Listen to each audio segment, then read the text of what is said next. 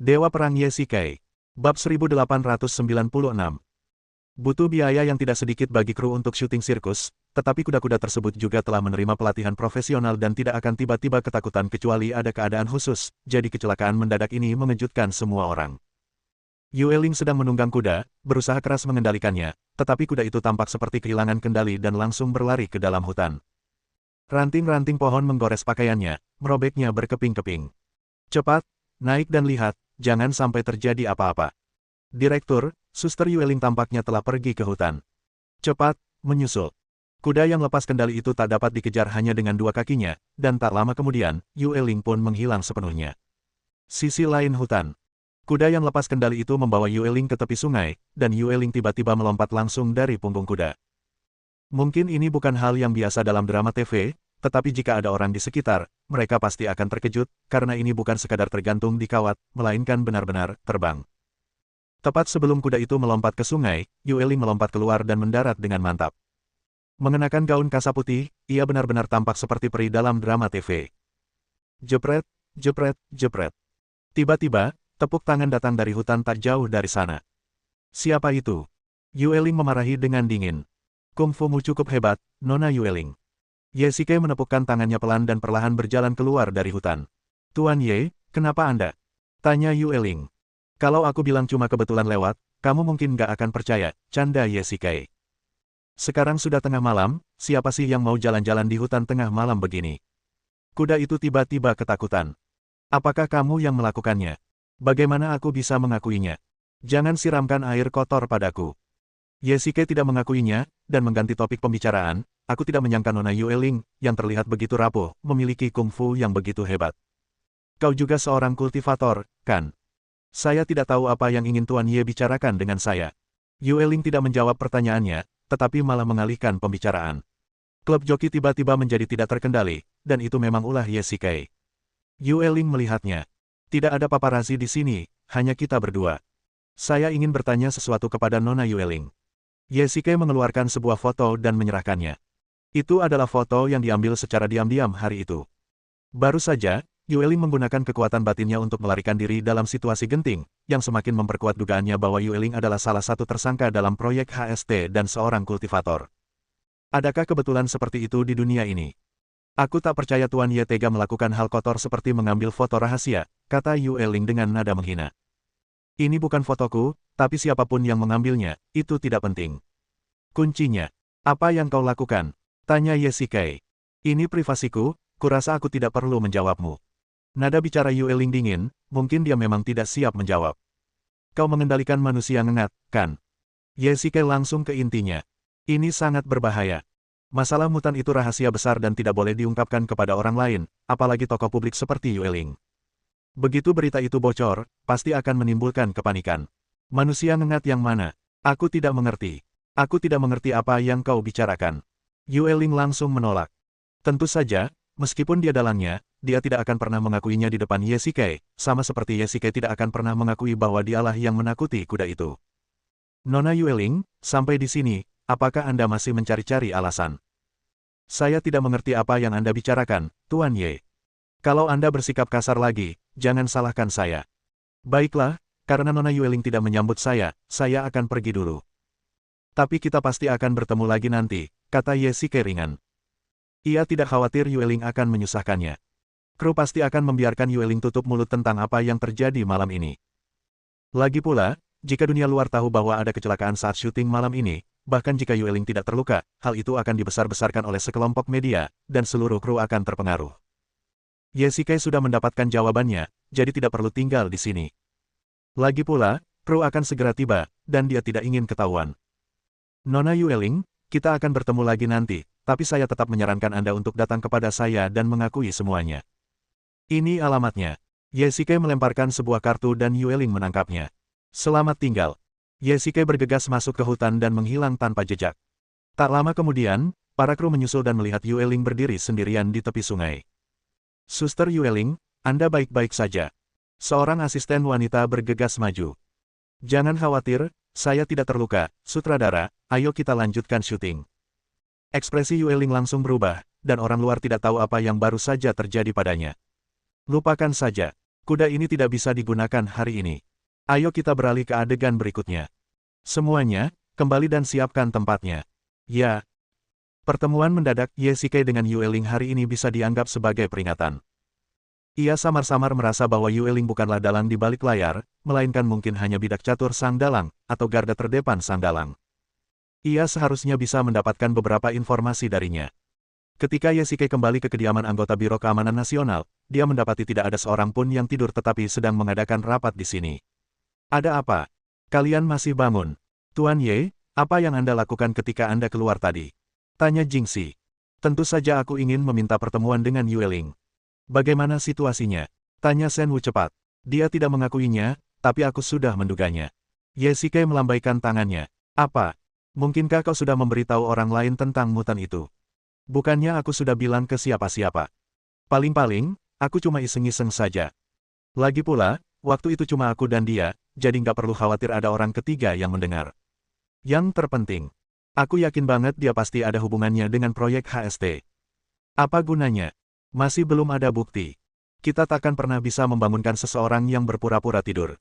Kalau dia tak mengaku, apa kita tak punya cara untuk menghadapinya? Lagi pula, dia sekarang tersangka. Aku punya cara untuk menghadapinya. Tuan Ye, apapun yang terjadi, masalah mutan ini sangat rahasia. Sekalipun Anda sangat curiga bahwa Yue Ling terkait dengan masalah ini, Anda tidak boleh memberitahu orang lain begitu saja. Lupakan saja apa yang terjadi hari ini. Saya harap Anda akan lebih memperhatikannya di masa mendatang, Bai Ni membujuk. Ia khawatir masalah ini akan bocor. Media sekarang sudah sangat maju, hal seperti ini pasti akan menimbulkan sensasi. Direktur Bai, yakinlah bahwa saya tahu batas kemampuan saya. Memang ada unsur perjudian hari ini, tapi sepertinya saya menang. Bab 1897. Ngomong-ngomong, kudengar Yue Ling sedang syuting malam ini. Dia dikelilingi oleh kru dan lebih dari selusin pengawal. Lagi pula, dia pemeran utama wanita. Ada banyak kamera yang mengawasinya. Bagaimana kau bisa bertemu dengannya sendirian? Tanya Bai Ni balik. Baiklah. Aku punya caraku sendiri, dan takkan ada jejaknya. Ye Shikai tidak mengatakan bagaimana ia menakuti kuda itu. Memang agak salah mengatakannya, tapi inilah cara terbaik. Kalau tidak, takkan mudah bertemu bintang wanita populer ini secara diam-diam. Ye Shikai yakin bahwa ia dan Yue Ling akan bertemu lagi, dan ia telah meminta Wom untuk menyelidiki latar belakang Yue Ling secara diam-diam. Saat ini, bukan tidak mungkin seorang bintang baru menjadi terkenal dalam semalam, tetapi jika bintang wanita ini juga seorang kultivator dan tidak memiliki kekuatan besar untuk diandalkan, itu akan sangat mencurigakan. Yue Ling tidak bergabung dengan perusahaan hiburan manapun, melainkan mendirikan studio sendiri, dan tidak ada kabar bahwa ia memiliki kekuatan untuk diandalkan. Bagaimana artis yang tidak berdaya, seperti itu bisa terkenal? Ini juga merupakan keraguan besar, jadi Ye Shikai meminta Wom untuk menyelidiki secara diam-diam dan melihat siapa dalang di balik Yue Ling. Baiklah, kita akan tinggal di sini mulai sekarang. Kalau ada tindakan, jangan lupa kabari aku. Ya, bagus. Ye Shikai juga tinggal di sini. Ini adalah benteng Biro Keamanan Nasional. Anda perlu kartu identitas untuk masuk atau keluar. Ye Shikai mungkin adalah orang dengan otoritas tertinggi di antara non-anggota Biro Keamanan Nasional. Dia hampir bisa masuk dan keluar dari tempat manapun milik Biro Keamanan Nasional sesuka hati.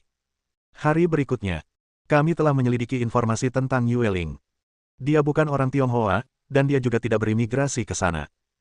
Sebaliknya, dia lahir di luar negeri setelah orang tuanya berimigrasi ke sana. Jadi sayangnya, kami tidak memiliki banyak informasi tentangnya, Shen Wu memperkenalkan. Sudah kuduga. Kalau kau ingin memahaminya, sekalian saja kau tanyakan pada penggemarnya atau ketua klub penggemarnya, canda Ye Shikai. Ya, penggemar zaman sekarang memang gila-gilaan mengejar idola mereka. Mereka bahkan sampai ingin menggali alamat dan silsilah keluarga, Bai Ni setuju.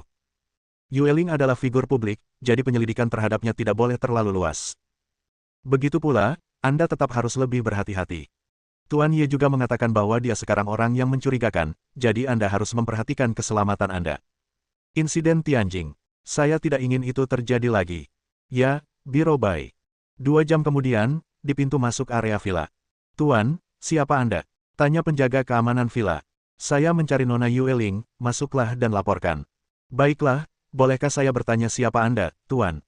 Kami akan masuk dan melapor. Katakan saja padanya, ini Tuan Ye. Kurasa dia akan mengizinkanku masuk, kata Ye Shikai ringan. Baiklah, mohon tunggu sebentar, Tuan. 5 menit kemudian. Tuan, silakan masuk. Nona Yueling sudah menunggu Anda di dalam. Oke, terima kasih banyak. Ye Xikei masuk ke villa. Ia sudah ke sini sekali kemarin, dan pengawal Yueling mengenalnya, jadi mereka tidak terlalu banyak memeriksanya. Jika Ye Xikei tidak berencana bertemu Yueling tadi malam, mungkin ia tidak akan bertemu Ye Xikei lagi hari ini. Nona Yueling, akhirnya kita bertemu lagi. Ye Xikei tersenyum dengan bibir terkatup rapat, emosinya tetap tak terungkap. Setelah kejadian tadi malam, meskipun Yueling tidak membenci Ye Xikei, seharusnya ia agak waspada terhadapnya. Namun, ia tampaknya meremehkan Yueling. Bukan saja ia tidak waspada, tetapi ia malah tersenyum, seolah-olah mereka adalah teman lama yang sudah lama tak ia temui. Tuan Ye, selamat datang. Mari kita masuk dan bicara. Oke, villa ini dibeli oleh Yueling sendiri.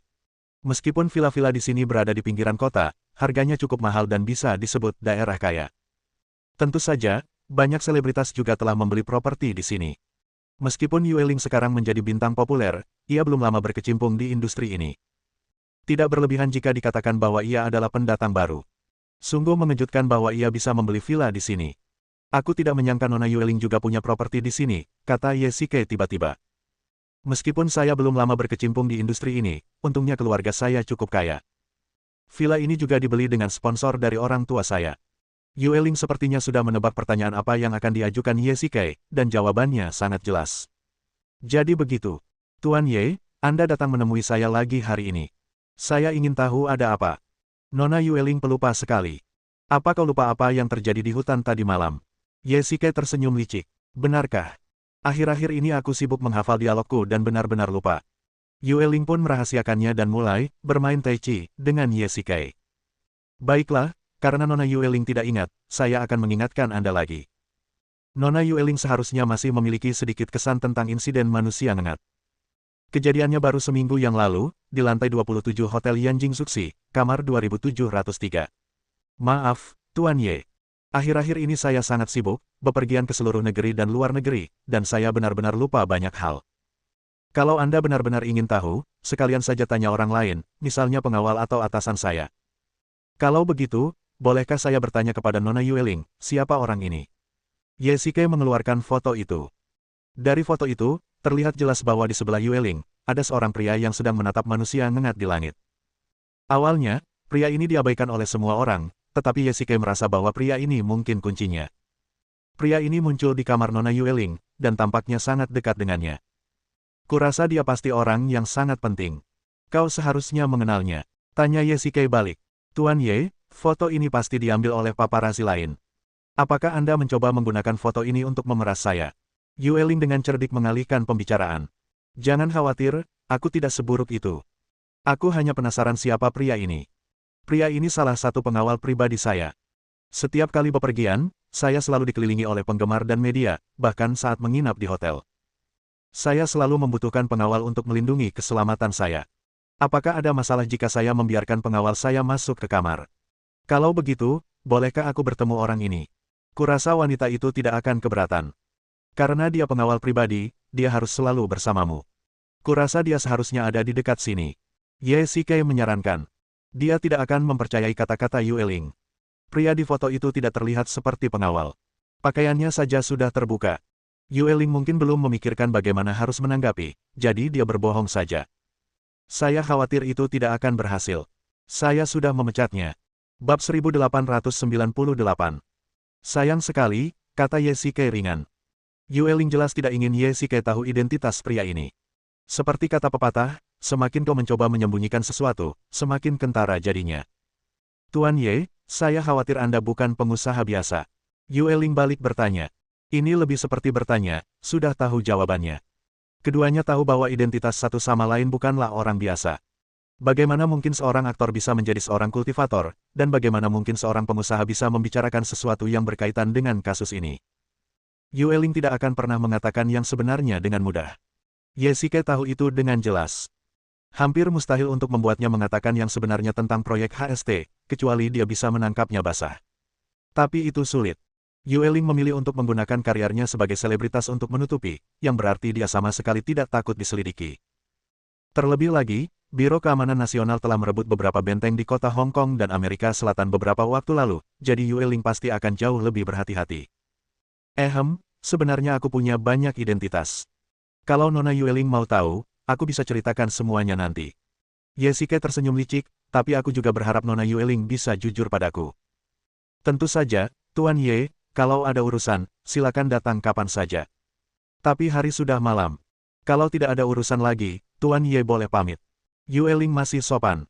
Kata-kata mereka berdua hampir tercekat, tapi mereka tetap tidak menunjukkan ekspresi apapun. Ye Shike meninggalkan Villa Yueling.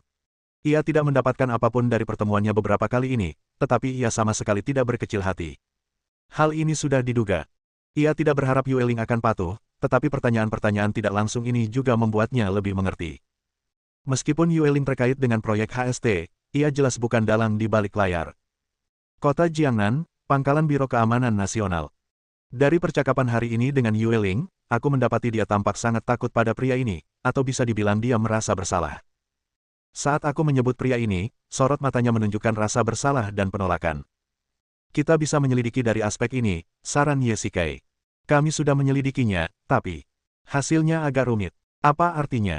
Dia bukan orang Tionghoa. Seperti Yueling, dia tumbuh besar di luar negeri, tapi wajahnya berwajah Tionghoa. Shen Wu melanjutkan, dan dia bukan orang biasa. Dia punya perusahaan besar di luar negeri, yang utamanya bergerak di bidang bioteknologi. Selain itu, dia juga punya banyak industri dan sangat berkuasa. Ada perusahaan bioteknologi besar yang kemungkinan besar menjadi dalang di balik proyek HST. Ya, Jingxi setuju. Ye Shike juga ragu. Yueling sangat waspada terhadap pria itu, takut identitasnya akan terbongkar, dan pria ini juga memiliki perusahaan bioteknologi sendiri, yang sepenuhnya sejalan dengan proyek HST. Dengan kata lain, pria ini kemungkinan besar adalah dalang di balik insiden tersebut, Bai Ni menganalisis. Dari situasi saat ini, kemungkinan besar memang begitu. Kalau tidak, mengapa sekelompok orang itu mengambil risiko membunuh Tianjing daripada membiarkan foto ini bocor? Kemungkinan besar karena pria ini. Wajah aslinya terekam di foto itu. Masalah ini harus segera dilaporkan kepada Direktur Jin. Jernih. Kita juga harus menemukan cara untuk menangkapnya. Saya khawatir ini mustahil. Dia bukan orang Tiongkok, dan seharusnya dia sudah meninggalkan Tiongkok sekarang. Kita tidak bisa bertindak di luar negeri. Begitu Jingxi mengatakan ini, mata semua orang tertuju pada Ye Shike. Biro Keamanan Nasional tidak bisa bertindak di luar negeri, tetapi Istana Dunia Bawah bisa. Aku ke kamar mandi dulu, kalian ngobrol dulu. Ye Shike tak tahan dengan tatapan ini dan segera mencari alasan untuk keluar. Tentu saja, ia ingin memberantas proyek HST, tetapi ia tidak ingin Istana Hades pamer. Lagi pula, anggota Istana Hades adalah saudara-saudaranya. Ye Shike berjalan keluar dari ruang rapat dan tiba-tiba mendengar suara dari sudut. Gedung ini adalah markas Biro Keamanan Nasional, jadi seharusnya tidak ada orang luar yang masuk. Ye Shike tiba-tiba menjadi waspada. Mungkinkah ledakan? Tiba-tiba, terdengar suara keras dari belakang. Ye Shike menoleh tajam dan melihat seorang mutan berlari ke arahnya. Koridor ini panjang dan Ye Shike punya cukup waktu untuk bereaksi. Perang. Ye Shike mengeluarkan pedang kegelapan dan menebasnya, tetapi mutan itu sedikit menoleh dan bila pedangnya mengenai bahunya. Namun, pedang kegelapan adalah artefak yang tak tertandingi, dan sangat tajam. Pedang itu menebas dan langsung memotong tangan kanan mutan itu. Mengaum. Si mutan menjerit tajam, dan semua orang di ruang konferensi segera bergegas keluar. Apa yang terjadi di sini? Hati-hati, itu mutan. Apa? Mutan. Bai Ni terkejut. Ini markas Biro Keamanan Nasional. Bagaimana mungkin mutan bisa sampai di sini, di tengah malam begini? Di mana para penjaga di pintu? Hati-hati, Ye Shike mengingatkan, menoleh untuk melihat mutan itu, dan dengan pisau backhand, langsung membunuhnya. Namun, dari situasi saat ini, ia tidak tahu berapa banyak mutan yang ada, dan mungkin masih banyak lagi yang belum muncul. Kemunculan mutan yang tiba-tiba di sini pasti bukan masalah sederhana. Ini sudah direncanakan sejak lama, jadi pasti tidak mungkin hanya ada satu mutan. Sekarang, situasi di gedung itu tidak diketahui, dan para penjaga tidak tahu kemana mereka pergi, tetapi hasilnya mungkin tidak terlalu bagus, jadi kita tidak boleh gegabah sama sekali. Jingxi, Shen Wu, kalian lindungi Direktur Bai dan mundur ke ruang bawah tanah. Feng Huang dan anggota lainnya ikut denganku. Ye Shike berteriak keras, dan dua mutan lainnya bergegas keluar dari sudut. Benar saja, semuanya sesuai dugaannya. Karena mutan-mutan itu datang, tidak mungkin hanya ada satu. Sasaran dalang di balik layar adalah semua orang yang hadir. Para anggota NSA mengeluarkan pistol mereka dan menarik pelatuk berulang kali ke arah mutan tersebut. Namun cangkang dan tubuh mutan tersebut bagaikan baja, dan peluru hanya menghasilkan beberapa percikan api saat mengenai mereka, tidak meninggalkan jejak sama sekali. Pukul mereka tepat di mata. Dah, Yesike berdiri di belakang, melindungi semua orang. Koridornya tidak panjang, tetapi ada beberapa lorong aman. Para mutan mungkin tiba-tiba melompat keluar dari lorong, tetapi mereka tidak melakukannya. Sebaliknya, mereka hanya bergegas naik dari tangga di pintu masuk gedung. Jadi Yesike hanya perlu melindungi bagian belakang. Hanya ada satu jalan menuju ruang bawah tanah, dan pintu masuk ke ruang bawah tanah adalah pintu anti ledakan, yang seharusnya mampu menahan serangan para mutan. Kalian cepat pergi, aku akan tetap di sini untuk melindungi kalian. Yesike mengeluarkan pedang Yushi lagi, dan berdiri di koridor dengan satu pedang dan satu pisau. Seluruh gedung dipenuhi raungan mutan, dan mustahil untuk membedakan di mana mereka berada dan di mana mereka tidak. Terlebih lagi, insiden itu terjadi secara tiba-tiba, dan tidak ada yang siap sama sekali. Bab 1899. Apa yang terjadi selanjutnya agak di luar dugaan mereka. Beberapa mutan bergegas keluar dari beberapa jalur keamanan. Jika mereka tidak segera dievakuasi, mereka pasti sudah terblokir di koridor. Jingxi dan Shenwu juga berusaha sekuat tenaga untuk berjuang keluar demi semua orang. Ini bukan cabang Jiangnan dari Biro Keamanan Nasional, melainkan hanya sebuah benteng, jadi penjagaannya tidak terlalu ketat. Kemunculan mutan yang tiba-tiba menyebabkan kerugian besar bagi para penjaga. Senjata di tangan mereka semuanya adalah senjata konvensional dan hampir tidak berpengaruh pada mutan. Yesike mengerahkan energi internalnya dan menebas mutan yang menyerbu ke arahnya dengan ganas, membelahnya menjadi dua. Mayat-mayat itu tidak bergerak, tetapi ia segera menyadari bahwa mayat-mayat itu mulai bergerak dan kemudian menyulut api yang berkobar. Api ini persis seperti api saat Aphrodite mati. Ini adalah racun merah. Setelah terinfeksi racun merah, mereka akan mati mendadak pada titik waktu tertentu, dan tubuh mereka akan terbakar secara alami, hanya menyisakan abu. Dengan demikian, setelah pertempuran sengit berakhir, mereka tidak akan mendapatkan apapun yang berguna. Paling banter, mereka hanya akan mendapatkan abu beberapa mutan, tidak lebih. Semuanya, cepat keluar dari sini. Cepat, cepat, cepat. Dentuman, dentuman, dentuman. Tuan Ye, Direktur Bai, Jingxi, dan yang lainnya sudah kembali ke ruang bawah tanah. Ayo cepat ke sana juga, teriak Feng Huang. Oke. Yesike mengayunkan pedangnya dengan kekuatan yang begitu tajam hingga berhasil mengusir semua mutan di belakangnya. Ia berbalik dan melompat ke ruang bawah tanah, lalu mengunci pintu anti ledakan itu. Terdengar suara dentuman keras dari luar pintu anti ledakan. Itu adalah mutan yang mencoba menerobos. Namun, pintu anti ledakan ini jauh lebih kuat dari yang dibayangkan Yesike. Setelah didorong cukup lama, pintu itu hanya sedikit berubah bentuk dan tidak ada kelainan. Bagaimana keadaan di luar? Baini dan yang lainnya juga bergegas mendekat. Semua orang yang dievakuasi sudah masuk. Sedangkan yang lainnya, aku khawatir mereka sudah. Yesike merasa sedikit menyesal, tetapi serangan mutan itu begitu tiba-tiba sehingga korban jiwa tak terelakkan. 20 menit kemudian, sepertinya tidak ada gerakan di luar. Semua orang menyadari bahwa suara ketukan di pintu anti ledakan ruang bawah tanah perlahan menghilang, dan dunia luar pun hening. Aku akan keluar dan melihatnya, usul Yesike. Baiklah, kalau begitu berhati-hatilah. Buka pintunya. Jingxi melangkah maju dan memutar kunci pintu dengan kuat. Orang-orang lainnya juga waspada. Tidak ada yang tahu apa yang ada di balik pintu itu. Buka. Jingxi tiba-tiba memutar kunci pintu dan Yesike bergegas keluar. Kenapa asapnya banyak sekali? Semua orang terbatuk keras. Asap tebal di koridor tak kunjung hilang dan semuanya mengalir ke ruang bawah tanah. Cepat, buka jendela dan ventilasi. Ya, 10 menit kemudian. Hanya tersisa abu di sini, gumam Yesike. Semua orang memandang pemandangan itu dengan perasaan campur aduk. Semua mutan itu telah terbakar secara spontan, hanya menyisakan tumpukan abu yang tak berguna. Asap tebal tadi berasal dari para mutan yang terbakar secara spontan. Ada mayat orang-orang kami di sini. Cepat dan cari yang selamat, perintah Baini, tetapi semua orang tahu bahwa para penjaga hanyalah manusia biasa dan mustahil bagi mereka untuk selamat dari tangan para mutan. Ya, benteng ini terletak di pinggiran kota dan tidak ada seorang pun yang tinggal di sekitarnya. Tadi terjadi keributan besar, dengan jeritan, tembakan, dan tembakan, tetapi tidak ada yang menyadarinya. Semua orang membawa jenazah para penjaga ke lantai 1. Sebanyak 23 penjaga tewas, dan beberapa lainnya luka-luka. Petugas dari cabang Jiangnan akan segera datang untuk mengambil alih. Aku tak percaya mutan-mutan ini berani menyerang benteng kita di malam hari. Ini tak tertahankan. Baini sangat marah. Para mutan sudah patuh, dan kali ini adalah serangan skala besar. Pasti ada yang mengendalikannya, artinya, ini sudah direncanakan sejak lama. Direktur Bai, jangan terlalu bersemangat. Karena pihak lain berani melakukan ini, mereka harus siap mengambil risiko. Yesike yakin bahwa pihak lain tidak cukup yakin untuk membunuh semua orang. Lagi pula, Yesike sendiri hadir, jadi dalang di balik layar menanam serangga racun merah di tangan semua mutan. Terlepas dari apakah rencananya berhasil atau tidak, ketika saatnya tiba, mereka akan tiba-tiba mati dan kemudian terbakar secara spontan, seperti Aphrodite, dan tidak ada yang berharga yang akan tertinggal. Karena pihak lain berani mengambil risiko dan ingin membunuh kita semua, itu berarti kita pasti punya sesuatu yang mematikan di tangan kita. Yesike menganalisis. Ini ide yang sangat tepat. Setiap kali mutan dikirim, akan ada risiko besar. Kali ini, begitu banyak mutan yang dikirim sekaligus, yang jelas merupakan keputusan yang nekat. Mungkin karena kita telah mengidentifikasi dalang di balik insiden itu, pria di foto itu, sehingga dia mengambil risiko dan ingin membunuh kita semua.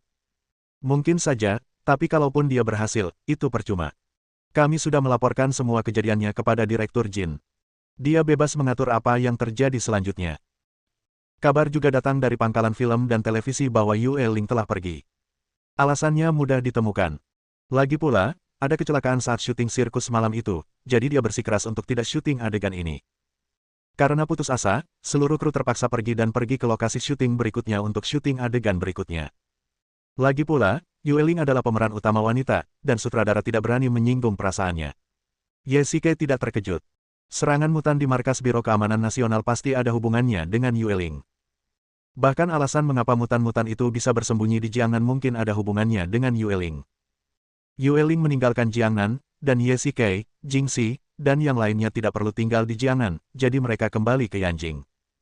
Proyek HST belum berakhir, dan penyelidikan harus dilanjutkan. Yanjing, Biro Keamanan Nasional. Kudengar kau diserang tadi malam. Apa kau terluka? Tanya Jin Li. Jangan khawatir, Direktur Jin, kami semua baik-baik saja, tapi semua penjaganya tewas. Orang-orang ini berani sekali. Kalau kita tidak berurusan dengan mereka, aku khawatir seluruh Tiongkok akan menjadi wilayah tak bertuan bagi mutan. Wajah Jin Li tampak serius. Sejak terakhir kali mereka membunuh Tianjing hingga kali ini ketika mereka mengirim mutan untuk menyerang benteng, tindakan pihak lain menjadi semakin berani dan lancang. Karena kita sudah tahu informasi tentang orang ini, kenapa kita tidak pergi menemuinya? Karena mutan-mutan ini adalah mahakaryanya, dan telah menyebabkan begitu banyak masalah bagi kita tidak bisa tinggal diam saja, kata Yesike tiba-tiba. Tuan Ye, dia bukan orang Tiongkok, dan dia tidak berada di Tiongkok sekarang. Kita tidak bisa berakting di luar negeri, jelas Jin Li. Tentu saja aku tahu itu, tapi kau tidak bisa, tapi aku bisa. Bab 1900. Apa yang tidak bisa dilakukan Biro Keamanan Nasional, Istana Dunia Bawah bisa, kata Yesike tegas.